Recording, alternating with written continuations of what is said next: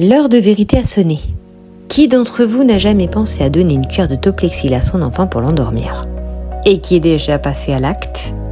D'après les informations d'Interpol, on dénombre une cohorte de plus d'1 million de géniteurs impliqués dans cette affaire. Chers amis, parlons du Toplexil. Le Toplexil, ou son générique oxomimazine, prescrit par le médecin pour calmer une toux sèche, a le pouvoir d'endormir nos petits anges. Vous imaginez bien que la nouvelle a vite fait le tour, en particulier chez ceux qui aspirent à une soirée tranquille. Certains parents, un peu plus sensibles et sujets à la culpabilité, ont trouvé plus raisonnable de se faire prescrire de la mélatonine en avançant que c'est une hormone naturelle, histoire de dormir sur leurs 2 oreilles sans trop avoir à rougir de conscience. Chers parents de la blogosphère, où que vous soyez, je tiens à vous partager un énorme secret du Dr Fitzy Dodson, grand spécialiste mondial de l'éducation.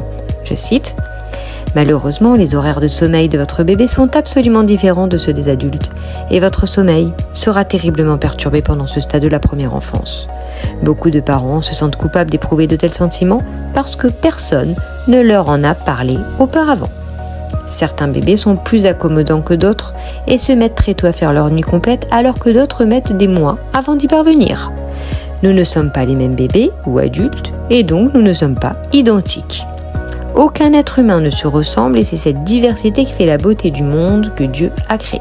Ah, la mélatonine, c'est comme la rockstar du sommeil. Je vous la présente. C'est une hormone produite naturellement par la glande pinéale dans le cerveau en réponse à l'obscurité, alors pas besoin de la déguiser en sirop ou en cachet blanc parce que la nature sait très bien comment endormir nos trésors sans faire appel à des tours de magie. Faut dire que l'idée de donner de la mélatonine à nos petits trésors pour les endormir, c'est un peu comme jouer une fausse note dans leur symphonie de croissance.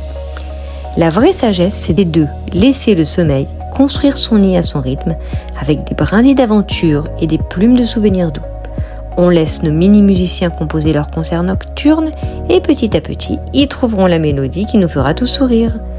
Dans ce grand spectacle qu'est la vie, on respecte la création divine, on ne touche pas au talent que Dieu a glissé dans chaque petit être humain. Le sommeil, c'est comme un poème qu'on écrit pas à pas. Chaque clignement de paupières est une déclaration d'amour à la magie de notre existence. Le Toplexil, lui, c'est un peu le super-héros des sirops, surtout quand il s'agit de voir un épisode de Downton Abbey affalé dans son fauteuil. Les composants du Toplexil peuvent avoir des répercussions sur la santé de votre enfant, comme des problèmes de somnolence pendant la journée, des problèmes respiratoires, des étourdissements ou même des troubles de l'attention. Et utiliser le Toplexil pour calmer nos petits aventuriers nocturnes risque de créer un sacré bazar dans la symphonie du sommeil, puisque l'on dérègle le cycle veille-sommeil. Alors au lieu de transformer nos chères petites têtes blondes en accros du Toplexil, on opte pour des méthodes plus douces. On arrête de croire que tous les bébés du monde dorment une nuit complète. Laissons nos petits dormeurs s'endormir et se réveiller comme des étoiles filantes, suivant leur propre trajectoire dans le ciel de la nuit. Profitez de quelques moments où bébé dort pour récupérer, n'hésitez pas à vous faire aider pour vous reposer un peu. Vous ne serez pas moins bonne maman, juste meilleure maman. Plus vous êtes zen, et plus ce sera simple et agréable de retrouver rapidement le chemin des couettes. Endormir son enfant, c'est bien, mais pas à n'importe quel prix. Au revoir et à bientôt.